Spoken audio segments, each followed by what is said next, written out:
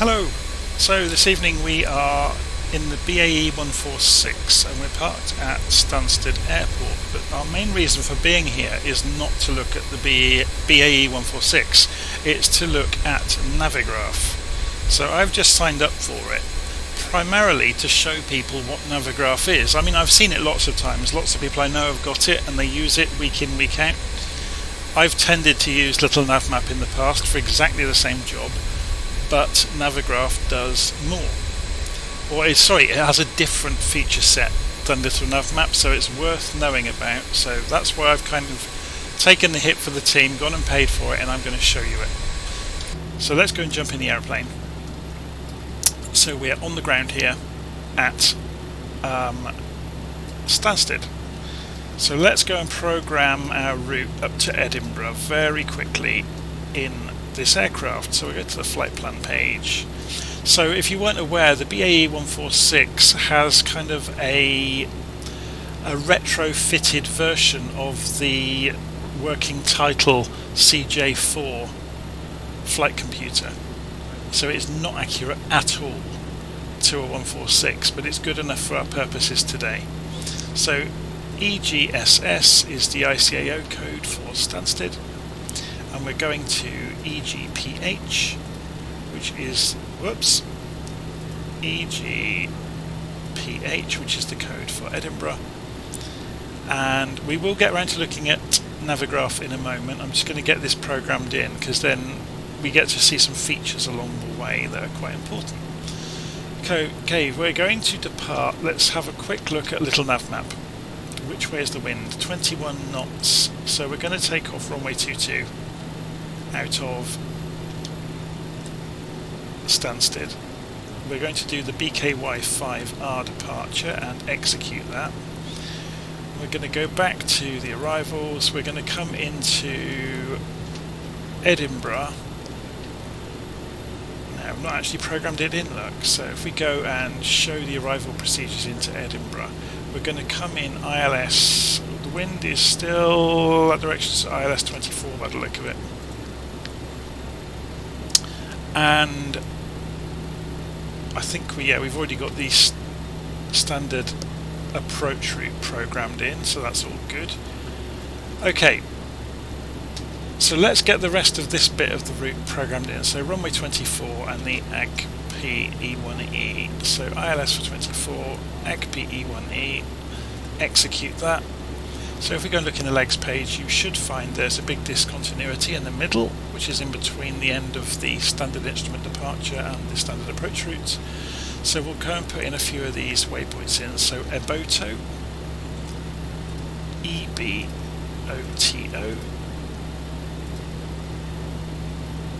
there it is, and then Pippin, PIPIN.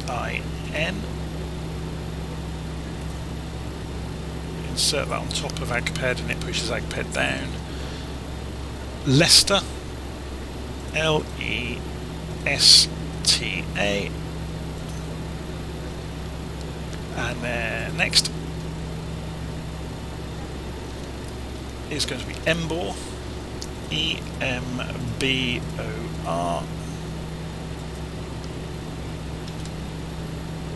and then TNT is Trent.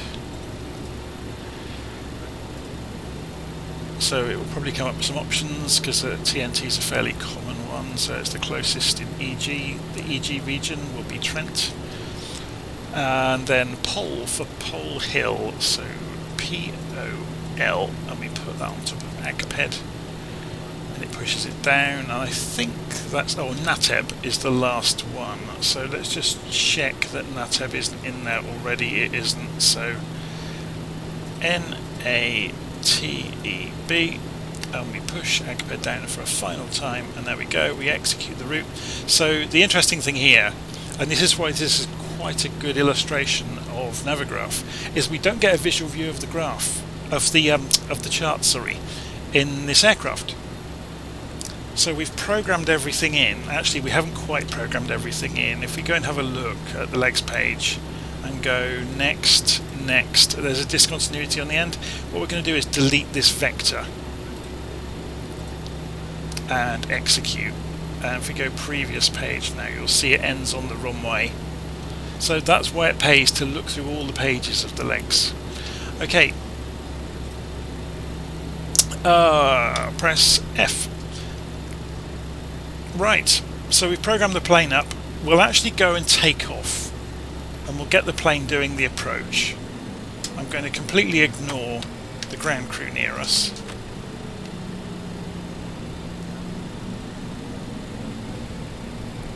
We'll taxi over to the runway and get on our way. It's being a bit stuttery, isn't it? I think I need to reboot at some point. It's interesting how a reboot can completely cure stutters in the sim. Although I've got live weather on, and the weather's pretty horrendous, so it's probably simulating all sorts of winds and cloud layers, which never helps.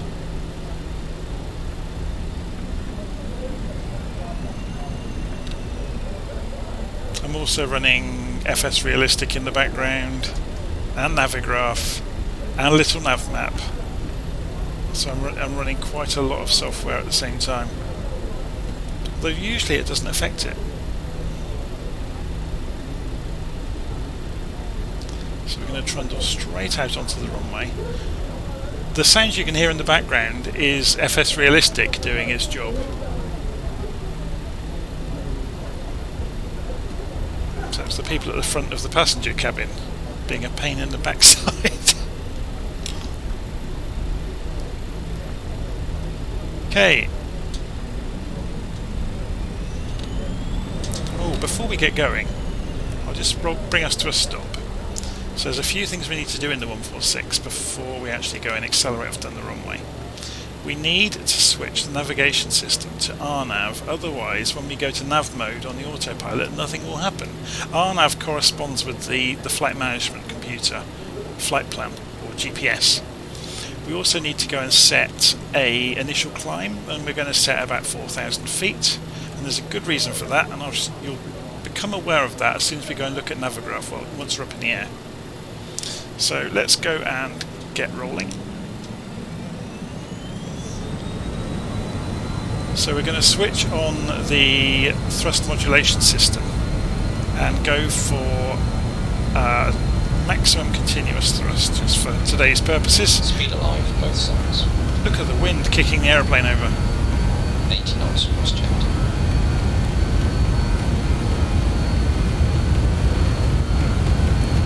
V1. Rotate. The wind is really pushing us. Okay, so gear up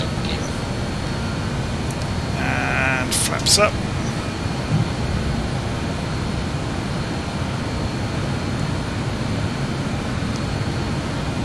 I wouldn't trust an autopilot to fly this at the moment, to be honest.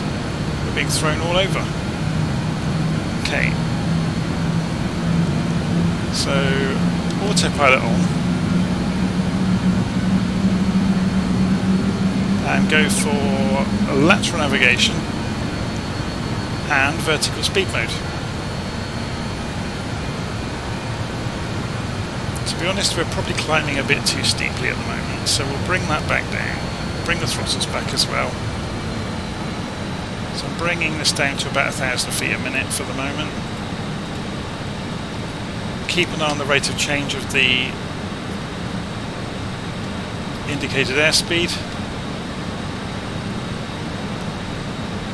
It's fairly stable, just creeping up towards 250 knots.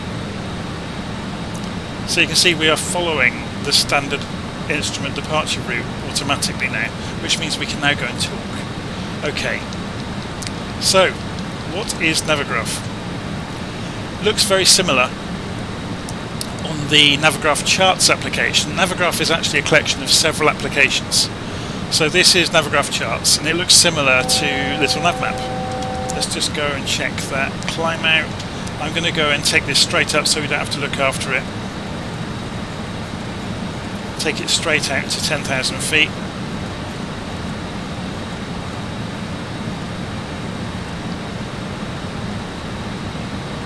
Okay, So we'll let it carry on climbing straight past where we were going to climb to. Going to ease the throttle back a little bit just to stop us going faster than 250 knots. Okay, so yeah, Navigraph Charts is one of the suite of programs that comes with Navigraph, and it looks very similar to Little Nav Map to begin with, until you start delving into what it really does. Okay, so we'll just get some of this stuff out of the way to begin with. So you can see we've got I've already programmed in where we're going from and to, but we could go and do a new flight. So we could say do a brand new flight, and we could do a manual input. So we could say from EGSS to EGPH, and you can have an alternate as well. You can auto-generate the route, we're not going to, and we're going to create that, and that's exactly what we had to begin with.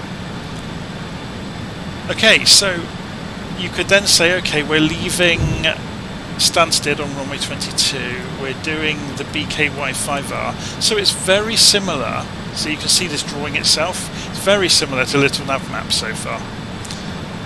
And you can say, you know, we're doing the AGP E1E, we're coming in ILS runway 24. And it's all looking, you know, very much like we've already seen. Yeah, we can add that to the route down here, so it puts the routing in. But we can also play games with having things we've already done. So if we went to Little Nav Map, for example, there's the route we were actually programming that we copied. We could say copy that to the clipboard for us. We could come in here and we could say, I'm trying to find my bearings again, clear the route. Yes. Type the route. Paste it in. Save it. And it's just drawn it straight in, look. So it's the same route that Little Nav Map had. Notice, look, it's got some bits that it doesn't understand. So you might have to fiddle with it if that's the case, so we'll get rid of that. And we go to save that, and there we go. So you can see very quickly, it's similar to Little Nav Map, but then you go and change this up here and the game changes. So we're going to go for, like, say, high route maps, and you suddenly get a professional map of the sky. If you go and click on this little symbol up here as well, suddenly we've got our aeroplane moving live on the map. Just the same as Little Nav Map, essentially. Yeah? We can do METAR searches wherever we want. We can click on any of the waypoints that we see on the map and find out what they are. So we can go and click on this waypoint over here. It's the Eboto waypoint, for example. Any of the bits we add into the route, say we wanted to put another waypoint in the route, we can just go and click on it. And we can add it to the route, and it will ask us at what point we want to inject it. By the same token, we can take any of the waypoints on the route, and we could move them left or right along the queue, which would redraw the line. So that's all very straightforward to do. So it's just a different way of thinking about things. Notice we can click on airspaces and find out what they are. Yeah, so click anywhere in the blank space and you get the airspace, and you get any restrictions, which is really cool. So that's one part of Navigraph. Something I should point out, you can import from SimBrief directly into here when you're making a new flight plan. So Navigraph and SimBrief are integrated with each other very tightly in that regard. You can have the low altitude airways as well as the high altitude airways. Okay, so that's one part of it, is the Navigraph Charts application. The next part we need to talk about is the Navigraph Navdata Center. So you will have noticed when you've been flying Flight Simulator that sometimes you'll come up with a waypoint on a plan that you don't know about, or that Little Nav Map doesn't know about, or that's in SimBrief and not in Little Nav Map. So Navigraph basically keep a very up-to-date database of real-world nav aids and airport information, and you can sync it into the Flight Simulator with one click in here. Basically, you just click add in here and it happens. And again, for certain aircraft within the simulator, like the 737s and the Mad Dog and the CRJs, they have their own database of navaids, which you may have noticed if you've tried to program anything into them and then they said, you know, can't find the waypoint. So this will update those aircrafts with one click. Also, if you've got a plane that doesn't live inside the simulator, like the Phoenix Airbus, you can do it again, you can update that with one click. But did you notice in here, there's the Navigraph Charts in-game panel? What does that mean? Let's go and have a look. So, we're in an aeroplane that happens to have Navigraph integration.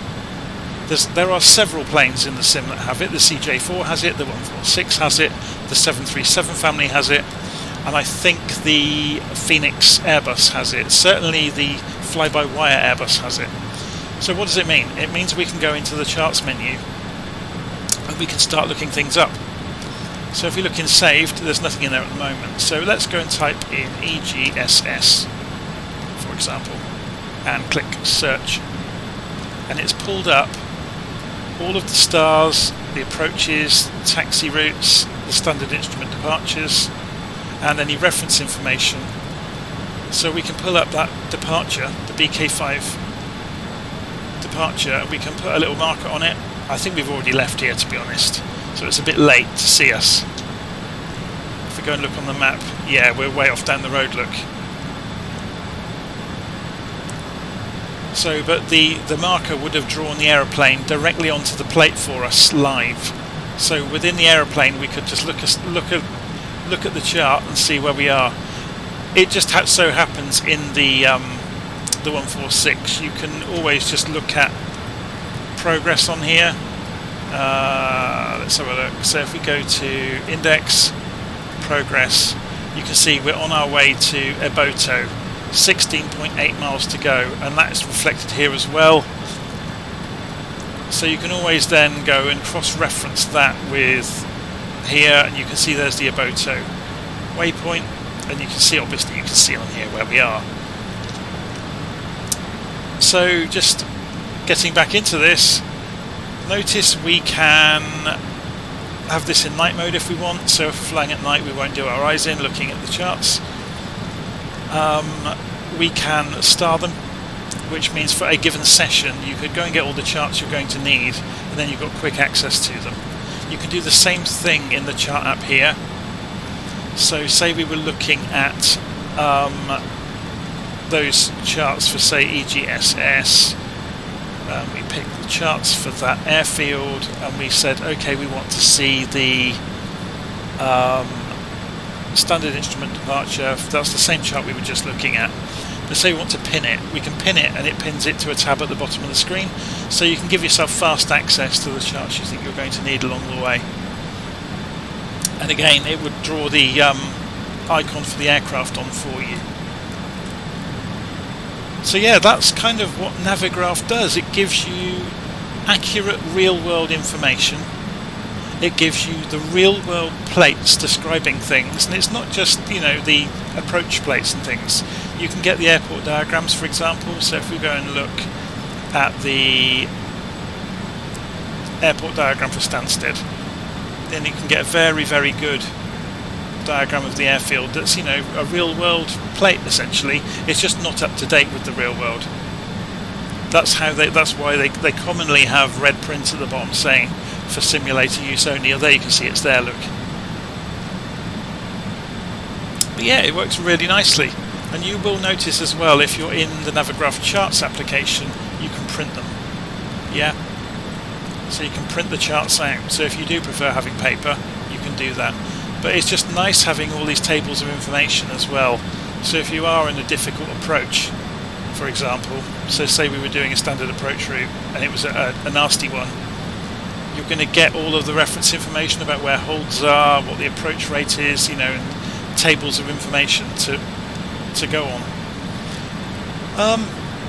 The only other thing that's worth talking about, I guess, about Navigraph is there's another application here called Navigraph Simlink. So it says it's already running. It just runs in the background. I guess it's going to be in the tray. Yeah, you can see it down there. So Navigraph Simlink is sending our location from the simulator up to the internet, and that's how it gets our location onto the charts. But by the same token, it does mean we could run Navigraph Charts on a completely different computer, and as long as it's connected to the internet, it will be able to show our location. Yeah, so you can play a game with having a laptop alongside with Navigraph Charts running on it. All you need to be is logged in, because then it will read your location that's been reported from the other machine over the internet. Okay, so that is, in a nutshell, Navigraph and what it does. It's a more professional level of flight planning, essentially. Little Navmap can do pretty much all the same things. It just does them in a different way, and it doesn't have the real world plates, whereas obviously this does. If you want to take your flight simulation to the next level and be using, Little Navmap, or sorry, using Navigraph, not Little Navmap, and using real plates and interpreting what the symbology means, because like these are altitude restrictions, for example. Just to keep yourself in practice of reading plates and reading, what this symbology means, it will advance you much further than something like Little Navmap, which is wonderful in its own right, but it's much more of a game. This is a video game compared to this is a professional application. So if you are training for the real world, or you just want to take your simulation on to the next level, then Navigraph is a very, very good investment. And the reason I say investment is, of course, it's not free. I'm paying about £9 a month as of this month to have the luxury of Navigraph within my simulation activities. I don't know if I'll keep paying for it, but certainly for the next few flights I'll be doing some videos recording it and following along where I fly. I just wanted to show everybody what Navigraph is and how it works, because you often see people using it, but they never explain it. They just show it quickly on their screen, and they never say, this is Navigraph, you can do this, that and the other with it. So there you go. So hopefully that's kind of cleared away some of the fog around Navigraph for you on what you get for your money. You essentially get up-to-date navigation data, up-to-date charts, up-to-date plates, and nice integrations into quite a lot of the study level aeroplanes in the simulator. And I think it's possibly actually worth it. I don't know if I'll keep using it, but it's absolutely worth trying out. So I'm going to leave it there, and I'll see you again soon. What horrendous weather we've got.